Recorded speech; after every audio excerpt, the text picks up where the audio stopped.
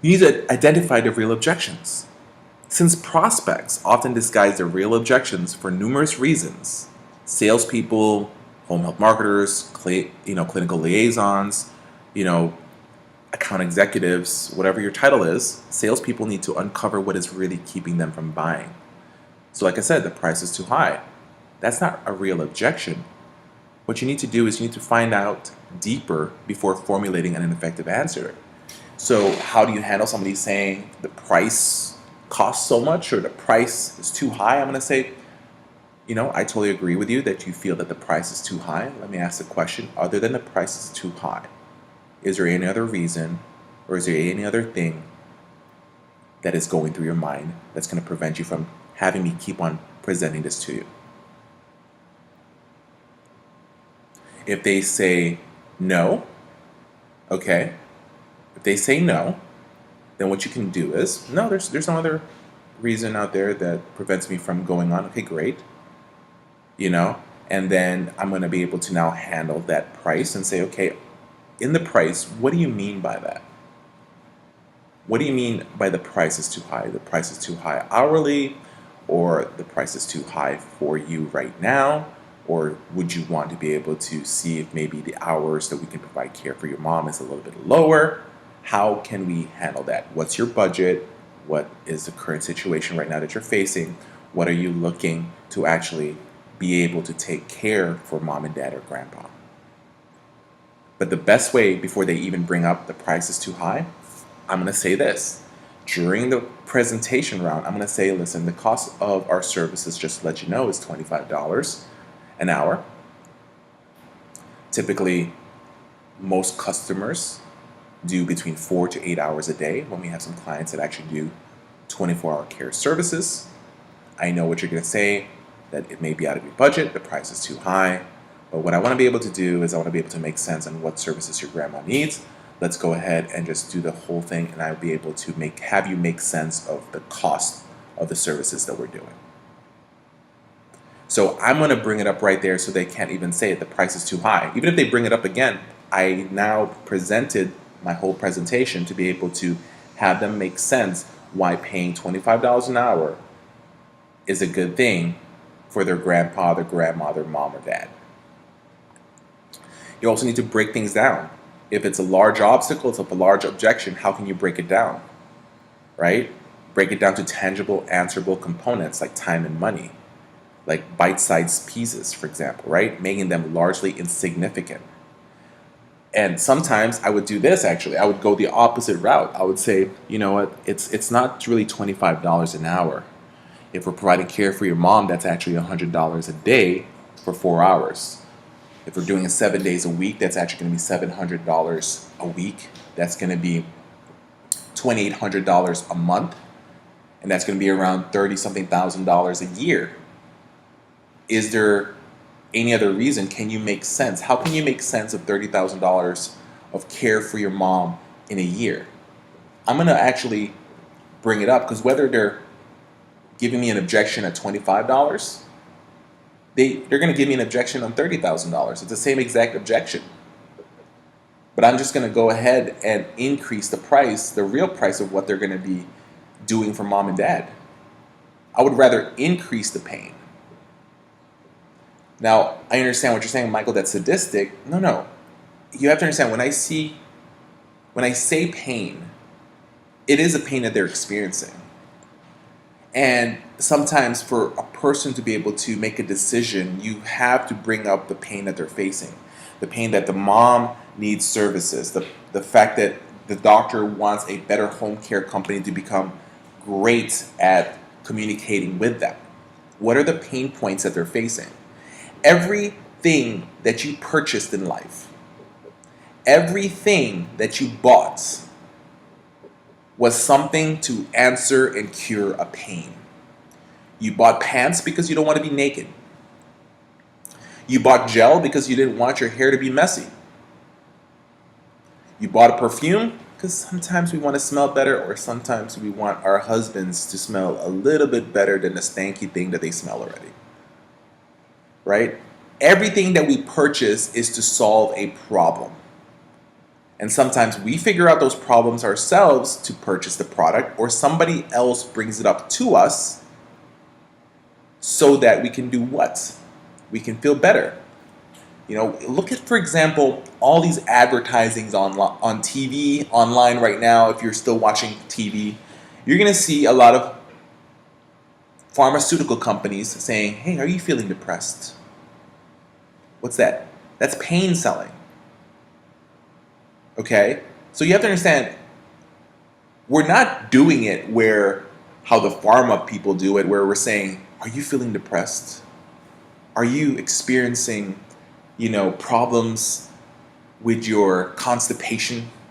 Are you facing problems with your opioid addiction? Whatever they're doing out there right now, they're pain selling. That's bluntly going straight pain, stabbing you by saying, are you depressed? What we're doing here is we just want to be able to help them make sense of things. Sometimes you need to break it down into penny-sized items, but sometimes you should actually make it bigger so that they can pay attention, because it is not $25 an hour. When you say $25 an hour and somebody says that's too expensive, well, you want us to take care of your mom for 8 hours a day. That's $200 a day. How can you make sense of $200 a day? How can you make sense of $1,400 every week? How can you make sense of, literally $6,000 every month of services? That's if you want 8 hours a day. And if they can't make sense of that money, how are you going to be able to close a deal?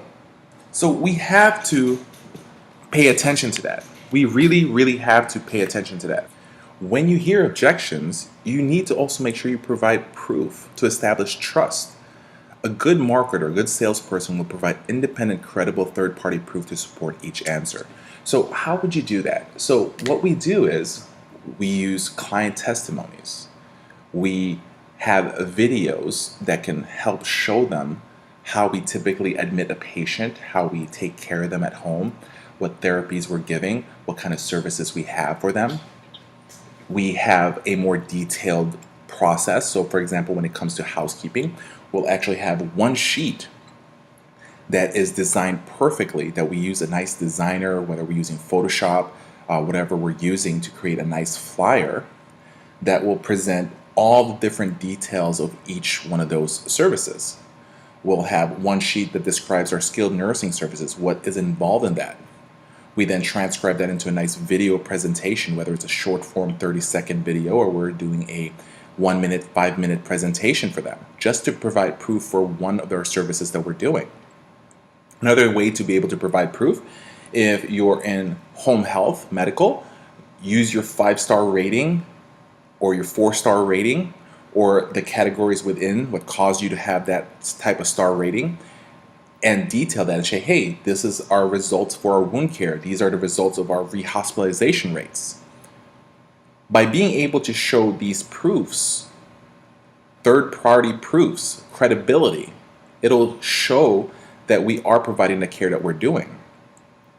When we talk about lowering the barrier, this is where you should just agree. If they have an objection, the last thing you should do is create another barrier by going against that.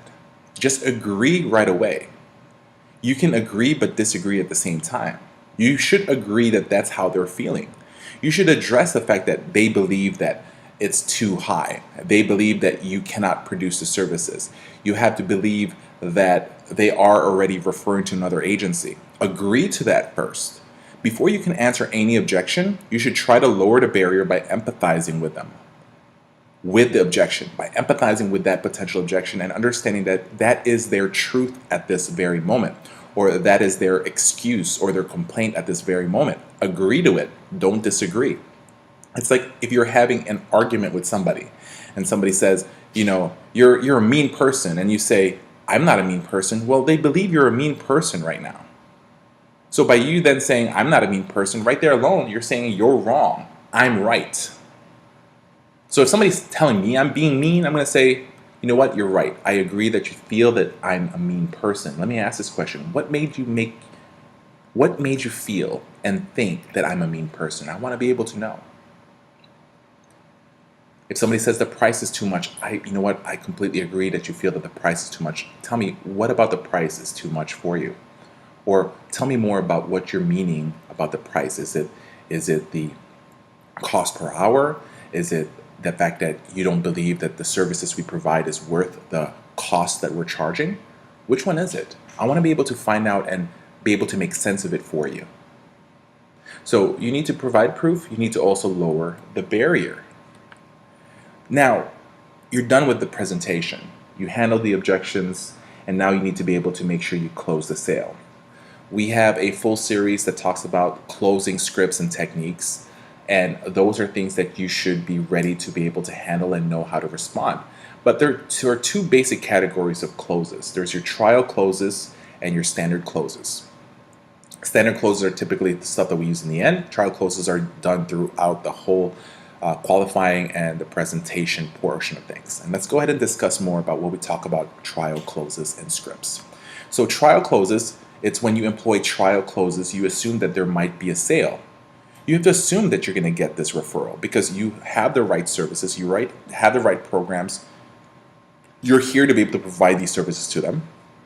And what you're doing here is you're testing the assumption. You're assuming that, okay, I'm going to assume the sale.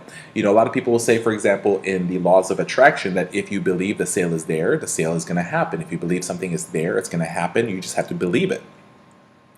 But how do you know it unless you can quantify it and you can actually find out if it's actually there? So a lot of great marketers in this industry, in the home health industry, uses trial closes throughout the sales process to save the prospect and their time. There are many different trial closes. So like I said in a previous part of this video series, we talked about if you're seeing that they're nodding their head during your presentation, that they're doing the nonverbal yeses and nos, you can right there alone just jump straight to the close, a trial close, and say, have you seen enough to be able to make a decision to start working with our company? And if the answer is no, great, let's continue on. I'll say something like, assuming that I can actually provide all the services that we said we're going to do for you. I want to be able to get a commitment to start working with your mom, with your dad. I want to be able to get a commitment to be able to start working with your patients. So trial closes are great scripts that you should know, are great questions that you should have, that you should include in your presentation.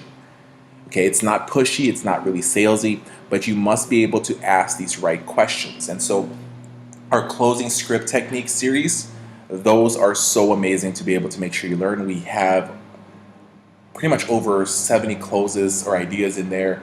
You have your money closes, you have your basic closes, which you should actually know to be able to get a decision for them. Those are things that you should be able to have in your arsenal in your presentation. So you have to understand this whole presentation thing is a skill. And in order to be able to develop a skill, you must be able to understand every point of things. You must be able to practice, drill, and rehearse yourself on every aspect of the potential close. Now, your standard closes, it's when you employ a standard close is when you have answered all, okay, when you actually answered all known objections and asked for the order. This isn't in the ending part. For example, if the prospect has no other concerns, the salesperson might ask, when would you like us to start the services for your patients? Like, I answered all the objections. I answered all your inquiries. Is there anything else that we need to answer? So when would you like us to start our services for your patients? Great close to be able to ask in the end. I want you to notice one thing, that both closing techniques involve questions that cannot be easily answered with a no. You want to stay away from close-ended questions. Always ask what we call open-ended questions. That's because good salespeople, good marketers, avoid such questions unless they are certain the answer will be yes. So how do you get that? Where, what, when, who, how, why. These are the questions that need to be asked. Actually, if you can actually create a question for every one of these, why, who do I need to speak to, how can we get started, when would you like us to start the services, what are other things that you need to be able to get explanation on to be able to make the decision, where do I need to go from here? If you can ask a minimum of 6 of these questions, one for each, I will honestly tell you that you're going to create a better closing technique and presentation for your potential referral source. Now, after you try to do the close, sometimes whatever we do, we're not going to get that sale, that very first meeting, that very first appointment. So now we always tell people the follow-up is one of the most important part of the whole sales process. But at the same time just because you got a referral, that doesn't mean you don't stop following up. Once you close the sale, once you get that referral, once you get that client, there is another phase of the sales cycle, the post-close follow-up phase. In some cases, people may have buyer's remorse. Have you ever done this? Have you ever purchased something from Target, from Walmart, from Amazon, and then all of a sudden you get it and you said, I don't want it actually. Let me go ahead and return it. It's called buyer's remorse, and this happens a lot. And the reason why buyer's remorse happen is because there's another objection that happened, that came about, that you did not discover. So we need to be able to make sure we follow up. Another thing also is, let's say, for example, a physician starts referring patients to you, and all of a sudden, you provide the worst service or a bad service for that particular patient, that first try that you guys had. That physician is going to have buyer remorse, and he's going to say, I should not have referred patient to this person. Now I have to deal with another agency, right? So the follow-up process past the close is important for you. You understand, the close on a presentation, that first presentation, doesn't mean that you're going to get a patient right away. But can you close to get another appointment? Can you close them to be able to revisit them the following week, to be able to send them more information? When we are in sales, it's very rare that we're going to get a patient referral, a client referral, that very first moment that we meet them. Typically, the truth is, it's about the 5th to the 12th time that we have a connection with them is where they start believing and trusting and wanting to refer patients to us. And the funny part is 48% of marketers and salespeople in our industry are not even following up the second time. And so that is where you will benefit if you even dare try to come back the second time. But it's going to increase if you're able to come back the 5th and the 12th time. That's going to increase your chance right there. So even when there is no incidence of buyer's remorse, there is another step. You need to make sure that the customer, that referral source, that family member is happy. And once happy, you want to ask your customer if they know of others that you can help as you have helped them. This is what we call the referral close. So this is part of our basic referral, our basic closing techniques out there. The referral close is one of the most important things. And the funny thing is this, is that I will use a referral close right before I do a presentation, right after my qualification round. And here's another thing you should do. You should make sure that your nurses that are visiting the patient should ask this question before they admit a patient. Your caregivers, before you start the care, the first initial care for them, ask this. And you can ask it all throughout as well. Because you never know, as the days goes by, the months goes by, that they may actually know somebody that would want your services. If a physician is enjoying your services because you're taking care of his patients and you're making it easy for him and his staff, guess what? I'm sure that he knows another physician or another 2 physicians, another 3 physicians that would enjoy those services. I'm sure if he's actually one of the medical person working at a nursing home, he's going to want his discharges at that nursing home to be taken care of by you, and he may do an introduction for you to go into that rehab facility. So the referral close is one of the most powerful things ever, and we should always, always ask. So knowing how to sell, okay, is important. Successful people learn how to sell on ways others are not willing to do. If they do not learn a formal process as outlined in this training video, they may make costly mistakes and develop bad habits. If you want to increase your chances of success in business and in life, it will greatly help you to learn the sales process and practice it so it becomes part of your marketing DNA. That's why Home Health Success Academy was created, is to be able to have a platform for you that's going to provide you long-term training or short-term training. We suggest that anybody that is subscribed to our whole training series is able to actually watch a few videos a day. 1, 2, 3, up to 5 segments a day. 15 to 20 minutes worth of videos preparing you to be ready listening, watching the videos while you're driving probably. Okay, don't watch while you're driving, just listen. Pay attention. As a team, as a company, join together and do discussions regarding certain topics. You should also make sure that you guys can actually practice, drill, and rehearse with each other. Pretend that you're a potential referral source, or your administrator is the potential referral source, and you as a marketer will practice, and he's going to give you objections, and you should be able to know how to handle that.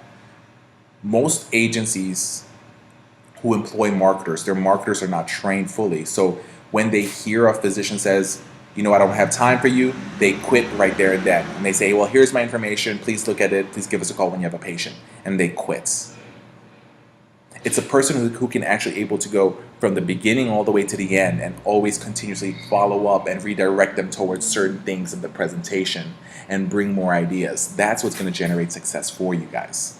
So to become great at selling, you must understand the process. To be great at this industry, to have your business remaining, to be able to have your business to constantly have growth, scalability, you must make sure that everyone in the company is trained to sell, and especially your marketers needs to be fully trained and understand the whole sales process and the way to be able to increase referrals to you guys. If you are just a marketer working for an agency, are you able to train yourself? A lot of marketers will say, well, you know what, my agency did not provide me with all the proper training. They didn't give me everything that I need to know. You can't use that excuse if you're using our services, because we now gave it to you. If you incorporate all of our training into yourself right now, into your improvement, you're bettering yourself. And then the reason why they're not providing that for you is you haven't sold them the reason why they need to provide you training, the reason why they need to provide you with a nice budget to be able to use. But at the same time they're not going to give you a budget if you can't help them make sense of it. So that's where selling is important. You need to sell the reason why they need to give you guys this to be able to help you market your company better. And that's what Home Health Success Academy is here for. Our hope is to be able to provide you guys all the skills, all the tips, tricks, and techniques to be able to become a better salesperson, to create a successful agency, to increase your referrals, to increase your census, to keep everybody's job in the industry there. Home health marketing is easy when you know what you're doing. I really believe that. A lot of people out there saying it's hard. No, it's easy if you know what you're doing. The reason is this. I believe that knowledge is power, and I'm sure you believe it. Having knowledge is power. But what if you got the wrong knowledge? What we're giving you guys is the knowledge of our experience and other experienced marketers out there. We speak to a lot of agencies out there, owners. We have spoken to a lot of marketers. We presented to thousands of people in our marketing events that we do all throughout the United States. In order to be great, you must be trained yourself. No basketball player out there is in the NBA because they did not train themselves to be there. And there are great basketball players that ends up in the NBA that ends up being kicked out because they didn't even continuously train themselves. The best people out there continuously train themselves. LeBron, whether you like him or not, is a great basketball player because he has great work ethic. He understands the game. He understands his weaknesses. He understands his opponents. And he studies them through tapes, through practice. What are you doing every day right now that's going to create success for you? And what are you doing right now to become the great person? You want people to seriously say, that's the person I want to hire. If you're a marketer and you're great at what you do, I will tell you one thing. There's going to be agencies out there that's going to try to recruit you because they see that you're out there. They hear your name. And then if you're a company, you want people to respect you by knowing and saying, this is the person I want to compete against. How can you elevate yourself? That is the thing that you should be thinking every single day of your life, because you have no other choice. This is your job. This is the business you're in. It's either this or quit and do something else. But if you're in this area of things, You should commit to it. If you have kids, if you have grandkids, you teach them. You want them to be successful in life. And how do they become successful? Commit, study. We tell our kids, right? We tell our grandkids, our friends. We say, hey, do you want to improve your life? Study. Finish college. What do you think studying is? What do you think college is? It's preparing. It's practicing. It's rehearsing them for the real world. And that's what we should do. We are now in the real world. We should now learn to keep on practicing ourselves to become better at what we do. So like I said, this is Michael with Home Health Success Academy. Home health marketing is easy when you know what you're doing, and we definitely try to make it easy for you guys. Have a great day.